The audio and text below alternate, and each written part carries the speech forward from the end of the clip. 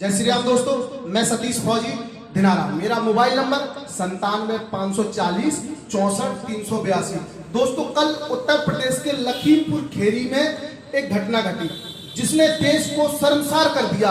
हमने महाभारत में द्रौपदी का चीरहरण देखा कि कल फिर वही पुनरावृत्ति लखीमपुर खीरी में अनीता यादव के चीरहरण के रूप में कौरवों ने किया। कौरव कौन थे?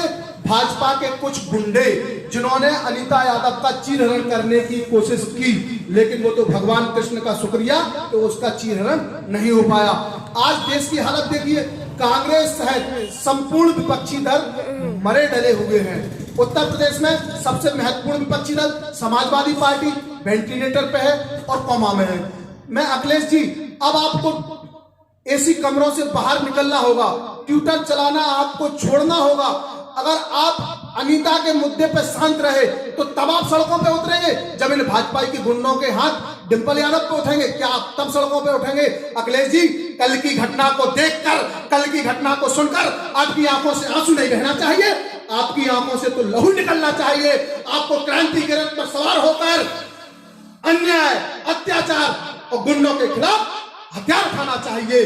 तब मैं अखिलेश जी आपसे कहूंगा कि इतिहास में, महाभारत के इतिहास में जिन जिन ने द्रौपदी का चीरहरण देखा वो कभी पूजे नहीं गए, वो कभी पूजे नहीं गए। अखिलेश जी, नारी के अपमान पर जो चुप पाए जाएंगे, अखिलेश जी और योगी जी, नारी के अपमान पर जो चुप पाए जाएंगे, इतिहास के कालखंड में वो सब कायर कहलाएंगे। योगी जी, मैं खासकर आपसे कहूंगा कि आपके मुंह से बेटी बचाओ अच्छी बात नहीं लगती है, नारियों की असमत लुटवाओ। आप बेटियों के चरण धुलाते हैं, आप झूठी नौटंकी करते हैं, आप नाटकबाजी करते हैं, आपकी कथनी और करनी एक समान होनी चाहिए।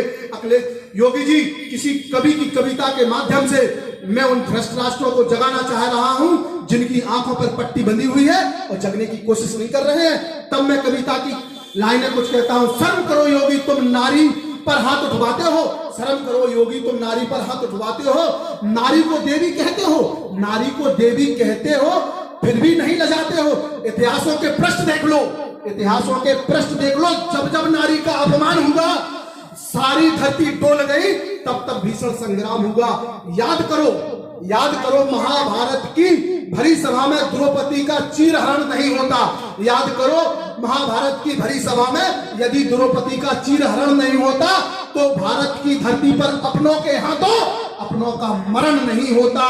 भाइयों, ना छाती का लहू बहता, ना छाती का लहू निकलता, ना छाती का लहू निकलता, ना जंघा तोड़ी जाती, ना छाती का लहू निकलता, ना जंघा तोड़ी जाती, और ना ही भीष्म तुम्हारी सैया बाणों से जोड़ी जाती। रूह कांप जाती है क्या? रूह कांप जाती है क्या? क्या चित्तौड़ का गौरव याद नहीं? धड़क धड़क कर खुद जली चिता में, धड़क धड़क कर खुद जली चिता में, क्या पद्मा का जौहर याद नहीं? तब योगी जी और भाजपा से मैं कहना चाहता हूं कि नारी की चुप्पी को उसकी कमजोरी मत समझो, नारी की चुप्पी को उसकी कमजोरी मत समझो। अखिलेश या विपक्ष भले कमजोर हो, पर नारी को कमजोर मत समझो। अगर आप राम भक्त हैं तो मैं राम भक्तों से भी कहना चाहता हूं कि राम पे भी हमने धनुष उठवाते हुए देखा है।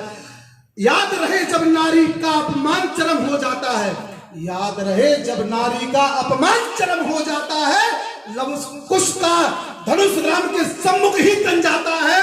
अंत में कहूंगा कि जब जब भी नारी पर हाथ उठाओगे, विधि के संविधान को तुम तब तक कायर कहलाओगे, विधि के संविधान में तुम तब तक कायर कहलाओगे। इन्हीं शब्दों के साथ सभी राम भक्तों को जय श्री राम, जय हिंद, जय भारत।